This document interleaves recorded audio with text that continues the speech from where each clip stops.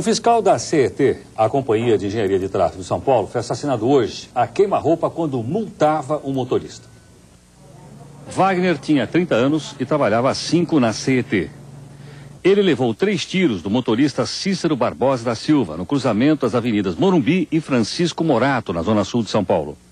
O crime foi testemunhado pela estudante Selma dos Passos, que viu tudo de dentro de um ônibus. A princípio eu vi que o carro era um carro escuro. O rapaz da CET que estava uniformizado chegou e ele já abriu a porta, foi afastando, ele foi, deu o primeiro tiro, o cara continuou afastando, deu o segundo, no terceiro ele caiu. O cara do carro voltou pro carro, entrou, fechou a porta, o sinal já estava aberto e ele foi para Francisco Morato. Wagner foi levado para o Hospital das Clínicas, mas não resistiu. O assassino fugiu, mas já foi preso. Nesse momento, ele está sendo interrogado no 34º Distrito Policial. E para comentar a violência no trânsito, nós convidamos o psicólogo Jacó Pinheiro Goldberg. Boa noite, doutor Goldberg. Boa noite.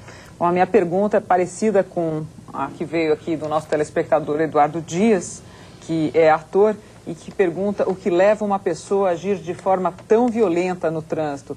E a minha pergunta era: o que o trânsito faz com que as pessoas percam a cabeça? O que acontece?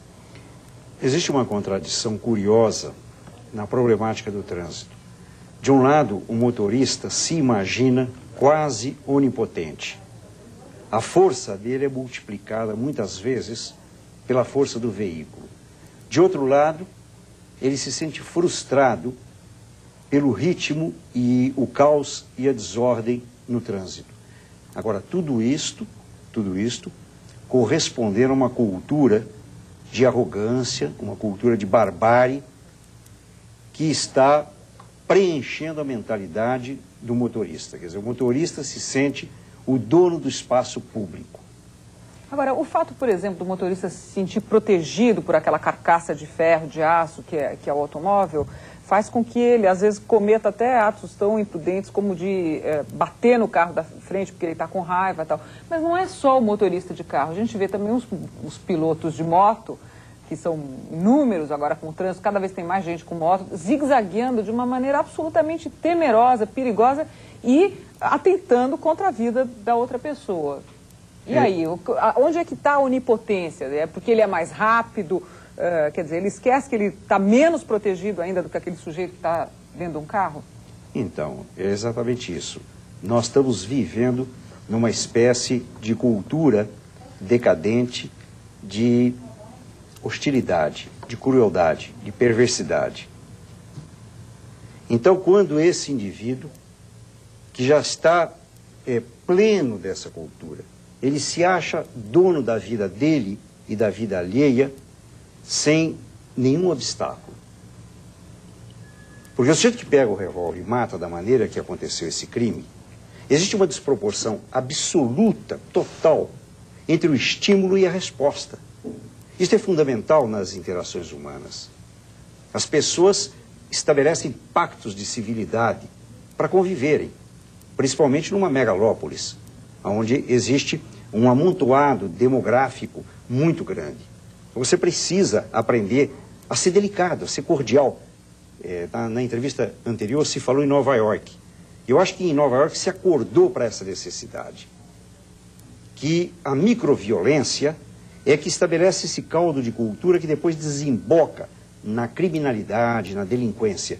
Não adianta só trabalhar com o sintoma, com a consequência. Nós precisamos fazer uma verificação das causas, né?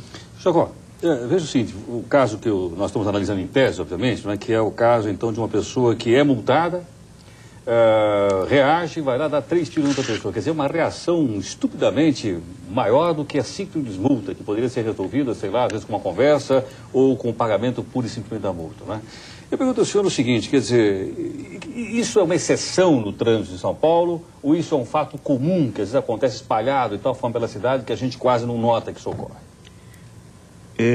Essa explosão da pessoa, de sair, querer brigar, para o carro, às vezes é uma simples fechada, coisa simples que você poderia ir embora tranquilo, o cidadão para brigar e acaba dando uma tragédia como essa. Quantas vezes, Heródoto, você vê no decurso do trânsito, no percurso do trânsito, mulheres bem vestidas, que você presume e imagina que seja de um extrato sociocultural privilegiado, fazendo sinais, gestos obscenos. Quer dizer, o indivíduo transcende da sua educação, do mínimo de possibilidade de convivência, acionado por alguma coisa a mais. O que é isto? Eu acho que é uma mixagem do impune, quer dizer, o sujeito sabe que não vai ser punido, ele sente que não vai ser punido, que não vai ser castigado, ele não tem um código de ética internalizado, porque é isso que está se perdendo hoje, e eu acho que o trânsito, o Heródoto, é uma manifestação, é uma síndrome dessa paranoia.